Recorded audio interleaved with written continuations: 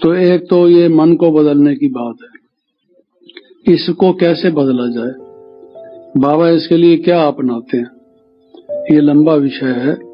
लेकिन एक सार में संक्षेप में अगर ये कहा जाए तो जब हम जीवन कहानियां सुनते हैं महान लोगों की, जैसे बाबा की बात हम सुनते हैं, बड़ी दादियों की जीवन कहानी सुनते हैं, आप में से जो अच्छा पुरुषार्थ कर रहे हैं, जिनके जीवन में जो परिवर्तन आए हैं, पहले क्या इच्छाएं थी, क्या कामनाएं थी, क्या उनकी तृष्णाएं थी, क्या पसंदीगियां थी, और कैसे उन्होंने परिवर्तन लाया अपने जीवन में, सादगी लाई और इस सब भाग दौड़ को, इस रैट रेस को छोड़ा और बाबा के बन गए। ये जब इस प्रकार की जीवन कहानियां हम सुनते रहते हैं तो परिवर्तन आता है, मन में परिवर्तन आता है।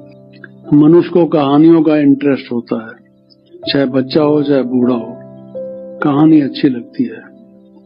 तो इस प्रकार की जीवन कहानियां, आजकल लोग कहानियां सुनते हैं और हिस्ट्री पढ़ते हैं, बुक्स हिस्ट्री की या बायोग्राफिकल अकाउंट्स पढ़ते हैं लोगों के, तो वो कुछ और तरह के लोग हैं।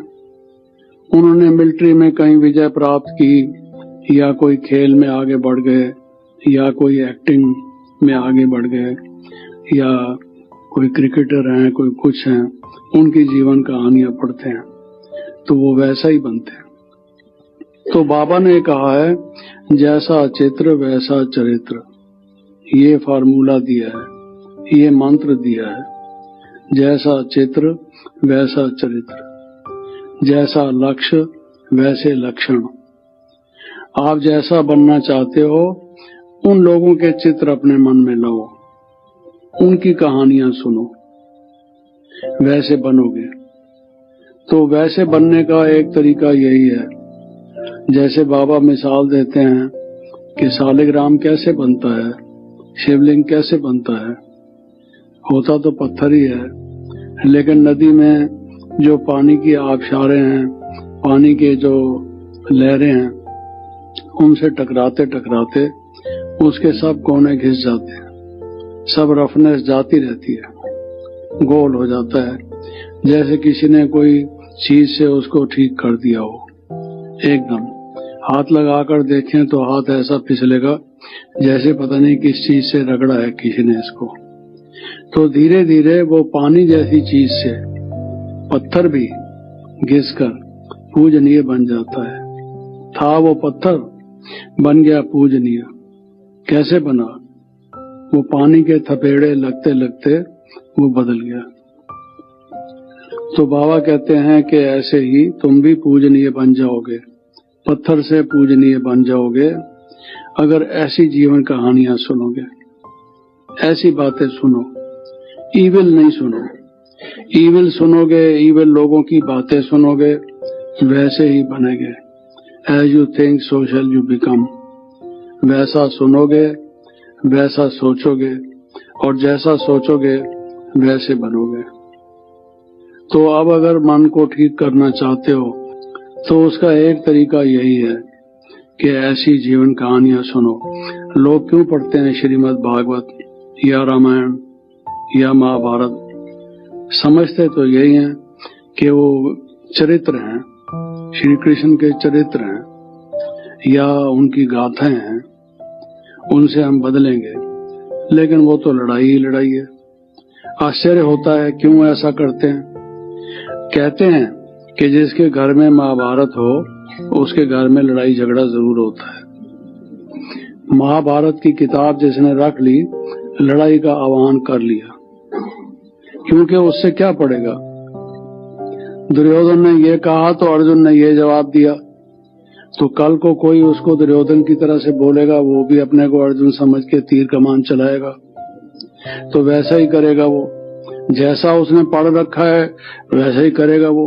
जी, आपने देखा है दशहरा आता है तो राम को लोग तीर कमान चलाता हुआ देखते हैं, सारी वानर सेना बस तीर कमान ही चलाते हैं। और जो छोटे बच्चे हैं वो भी बाजार से आने दो आने का तीर कमान खरीद के वो भी चलाते हैं, किसी की आंख फोड़ देते हैं, किसी का कान फोड़ देते हैं, तीर कमान चलाते हैं। है जी, तीर कमान कहाँ से सीखे? वो जो रामायण देखी उससे तीर कमान सीखे। तो राम कथा है, कथा क्या हुई? सीखे तो तीर कमान। हनुमान की तरह से गदा ले ली, मारी किसी के सिर पर, वो लेकर लड़के एक दूसरे को दिखाते हैं, वो उसको गदा दिखाता है, वो उसको गदा दिखाता है, क्या उससे बनते हैं? तो जैसा देखते हैं, ये विजुअल जो होता है, जो देखा जाता है, चाहे वो फिल्म हो, चाहे वो चित्र हो, उसका मन पर अंक हो छप जाता है, वो मन पर एक खुब जाता है। जैसे पत्थर पर कार्विंग हो जाए, उस तरीके से मन पर उसका फोटो बन जाता है, वक्त पर वो निकलता है।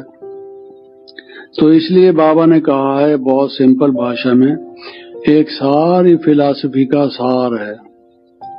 ये विश्व को बदलने का, समाज को बदलने का, व्यक्ति को बदलने का, परिवार को बदलने का एक उपाय है, एक परम औषधि है कि जैसा चित्र वैसा चरित्र। ये याद रख लो। तुम्हें क्या याद आता है? किसके चित्र याद आते हैं?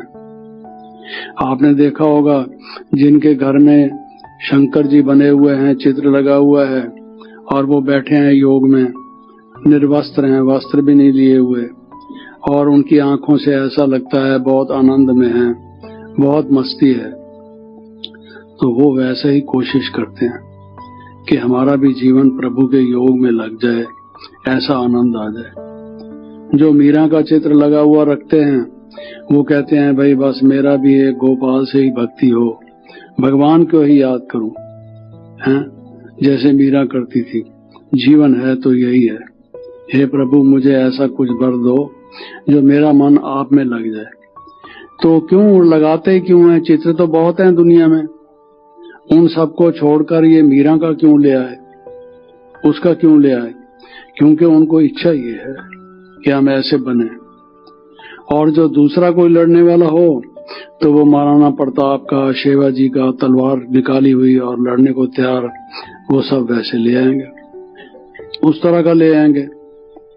तो इसलिए जैसा चित्र वैसा चरित्र। तो जैसा चरित्र बनाना चाहते हो उसके लिए जरूरी है वैसे ही कथाएं सुनो। ये भक्ति मार्ग की कथाएं नहीं।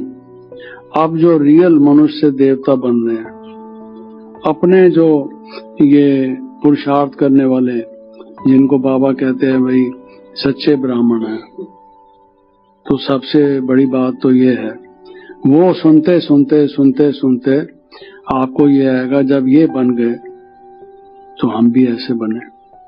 ये प्रेरणा मिलेगी, आपको इंस्पिरेशन मिलेगी, मोटिवेशन होगी, उससे बनने का पुरुषार्थ करेंगे और पुरुषार्थ करते करते बन जाएंगे। तो ये मन को बदलने का तरीका है। इससे जीवन में त्याग आएगा, वैराग्य आएगा। जब ऐसी जीवन कहानियां सुनोगे, बाबा की जीवन कहानी जैसे आपने सुनी, भाई जवाहरी थे, जवाहरात का अच्छा धंधा था, अपना घर था, बार था, पैसे थे, सब कुछ था। वो जाके काशी में, हरिद्वार में अपना एक आश्रम बना के रह सकते थे। भक्ति ही करनी थी, भगवान को ही अगर जपना था तो वहां अपना एकांत में जाके कर सकते थे। क्या जरूरत थी इस बखेरे में पड़ने की? लेकिन सारा कुछ दे दिया बाबा के कहने से कि तुम्हें नई सृष्टि बनानी है, त्याग दिया। ऐसा भी समय आया जब हाथ से सब कुछ काम किया, इतनी बड़ी आयु में, वृद्ध अवस्था में हाथ से कार्य किया। जो नौकर काम करने वाले थे उनकी जगह पर वो कार्य भी किया। ये त्याग का जीवन था। अपने लिए कुछ नहीं रखा, सब दे दिया, दान कर दिया बाबा के कार्य में। घर भी दे दिया, वहां ओम मंडली का सत्संग शुरू हो गया। जो कुछ भी था अपने व्हीकल से कुछ थे, सब इसी काम में लगा दिए।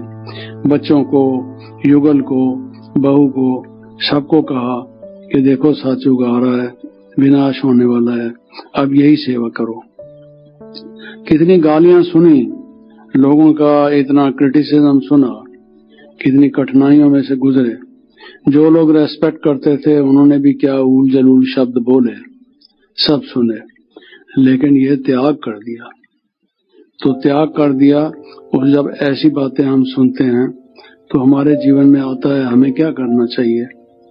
ये साथ लेके जाएंगे हमारे किस काम का, जब ये विनाश होने वाला है। अरे घर तो है ही, हमने लिया हुआ है, यहाँ सत्संग किया करो जैसे बाबा ने शुरू किया था।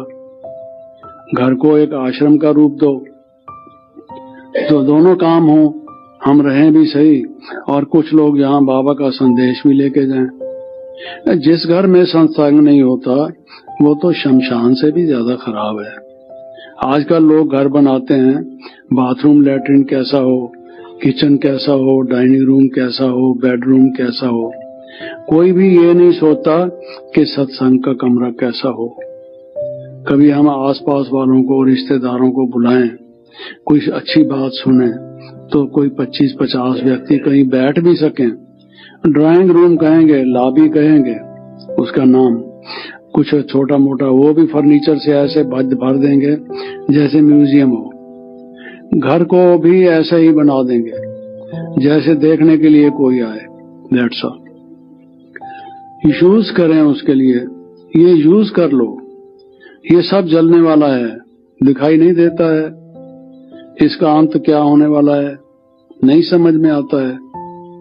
गलत कहा है बाबा ने। कोई अविश्वास है इसमें, कोई शक है तो पूछो। जब ये है, होने वाला है, क्यों नहीं यूज करते हो? Use it for the well being of others, दूसरों के लिए। ये दूसरों के लिए, स्वार्थ तो सब कोई करता है, अपने लिए तो बढ़िया से बढ़िया बनाता है। आजकल भारत में भी लोगों के पास इतने पैसे हैं, घर में लेक्स बना रखी हैं, गुफाएं बना रखी हैं, पहाड़ियां बना रखी हैं, मैदान बना रखे हैं। घर क्या हैं उनके, फार्म हाउसेस क्या हैं उनके, और बंगले क्या हैं उनके, सचमुच जैसा बना रखा है। घर में ही कहीं जाने की जरूरत भी नहीं है, बगीचे बना रखे हैं। इनकम टैक्स वालों से छिपाने के लिए पैसे को कहाँ लगाएं? ऐसे लगाते हैं लोग आजकल। अच्छे से अच्छे घर हैं, सिर्फ विदेश में रैंचेज नहीं है, इंडिया में भी अब ऐसे बहुत से धनी पैसे वाले लोग हैं, बढ़िया से बढ़िया चीजें बना रखी हैं।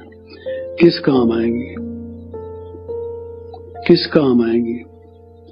भला क्या होगा? किसने लाभ उठाया उससे? यूज करो। बाबा कहते हैं this is what your use, लेकिन साथ साथ इससे सेवा लो। तो ऐसी जब जीवन कहानियां हम सुनते हैं तब हमारे मन में परिवर्तन आता है। तो मन को बदलने का जो मैंने बताया, भाई इच्छाएं, कामनाएं, तृष्णाएं हैं, अपेक्षाएं हैं, पसंद है, अपनी अपनी लाइक्स एंड डिसलाइक्स हैं, या दूसरी सब ये चीजें हैं, इन सबको बदलने के लिए, जिसको change of mind, control of mind, मन का परिवर्तन, transformation, self transformation, forward transformation जिसको हम कहते हैं, उसका एक स्टेप यही है कि चेंज करो। तो ऐसी बातें सुनो, चेंज होगा। जिनकी लाइफ में प्रैक्टिकल चेंज आया, जो देख रहे हैं हम, या जिन्होंने देखा है, स्वयं उनके मुखारबिंद से हम सुन रहे हैं, वो जो मन में बात जाके लगती है, व्यक्ति कहता है हम क्या होते हैं उनके मुकाबले में, कुछ भी नहीं, क्या करेंगे हम। तब कुछ करने को मनुष्य का मन उतारू करता है। पहले भक्ति मार्ग में भी लोग कुछ ऐसी, और अगर कमरा भक्ति का, पूजा का ना भी बनाए तो एक कम से कम दीवार में ही ऐसा बना देते थे जहाँ ठाकुर जी के रखने की कोई जगह हो।